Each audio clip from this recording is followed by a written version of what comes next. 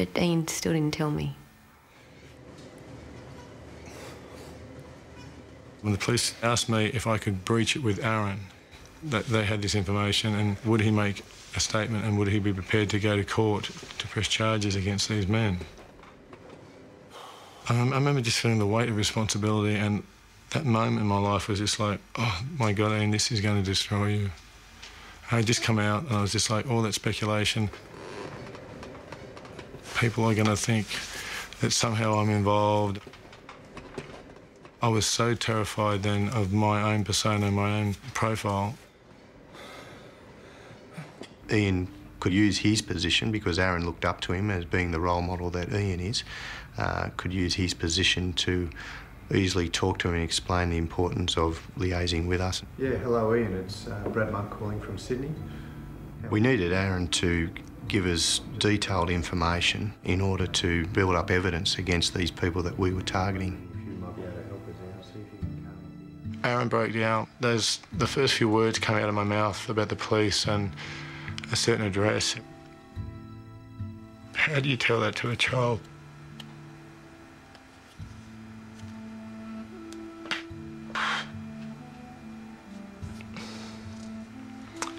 Yep. But how do you tell it to a child and let that child know that you still love them? And that it doesn't matter.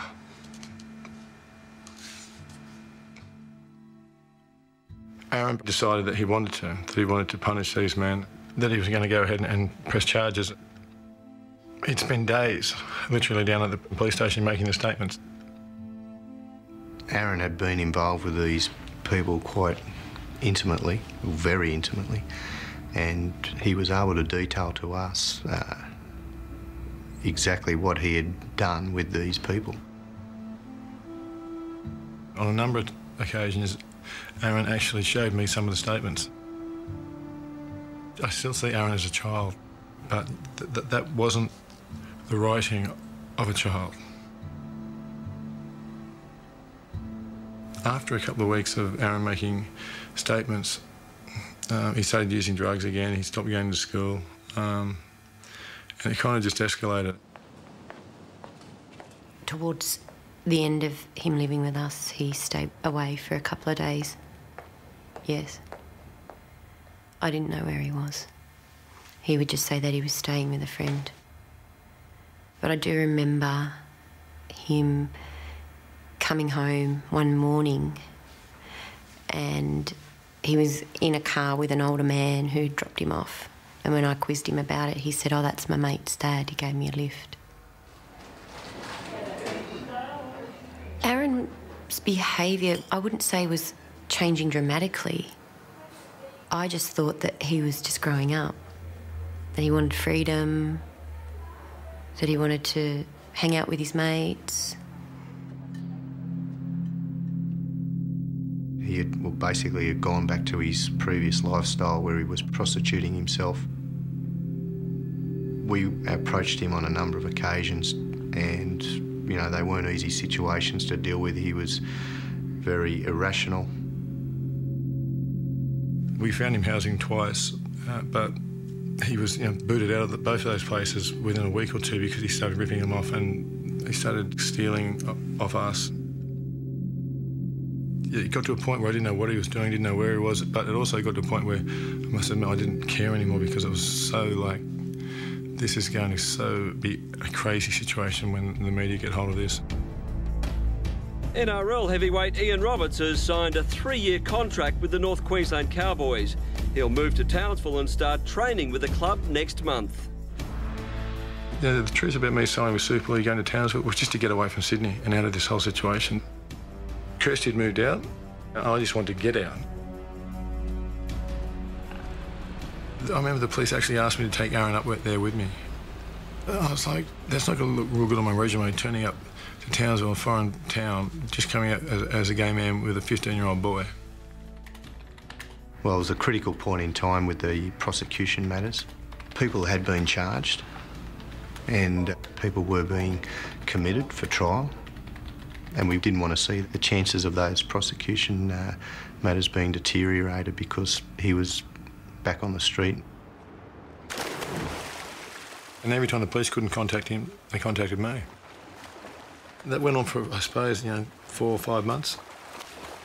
He became paranoid, and he had started to talk of people trying to kill him, and people were chasing him, and everyone was after him.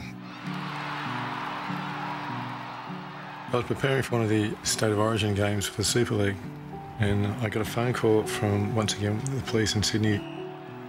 Arron had been arrested, he was at the station. I was the only one he'd talked to, and they put him on for a moment, and Arron was just screaming at me to get him out of there. And I just said this to the police officer, no, I don't want to talk to this kid. This kid is not my responsibility. And I don't want to hear from you guys again. After that phone call, I mean, things went on. I just went on living that illusion that I had already created for everyone else. I just, because no one knew about all this. No one, in my life knew this was all going on. I was treating it like a dirty secret, or like Arron was this mistake in my life. Speak to you soon. Bye, bub. Yeah, how does someone keep that to themselves for 4 years? But, I did. The trials were coming up for hearing, and it was again another effort to try and locate Arron. I'd gone down a number of paths to try and find him, made a large amount of inquiries, and unfortunately we weren't able to locate him. I never thought Arron was missing as such. I thought that he may have moved away, or he may have gone back down to the south coast to stay with his mum. We had a dinner party one night. Ian walked in, and as soon as I looked at him, I knew something wasn't right. I said, "Where have you been?" He said, "I've been at Newtown Police Station. They've found Arron." I was like, "Well, come on, we've got to go and get him." And he was like, it was really awkward for him to tell me. Really, really awkward for him to tell me that Arron was dead and that he'd been murdered. I was told he was stabbed a number of times through the chest.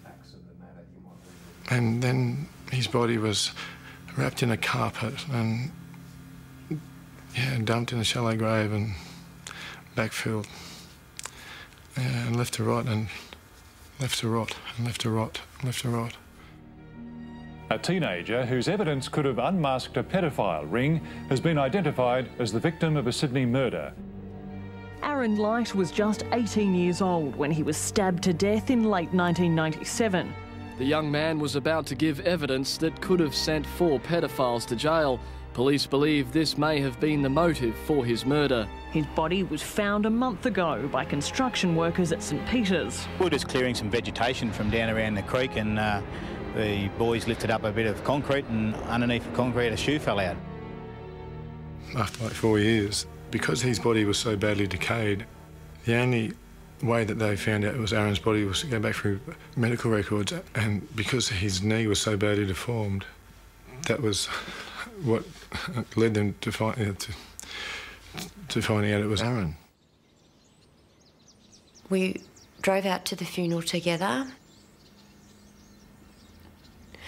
When they were lowering the coffin, it was pretty, like a breeze had come up, a bit of wind had come up. And literally when they were lowering the coffin, you could see that the coffin was moving slowly from side to side. Because all it had in it was just his shell, just his bones. And that was all.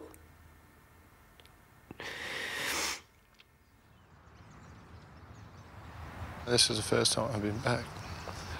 The reason is because I've always felt like I didn't belong here, or that it was almost disrespecting Arron.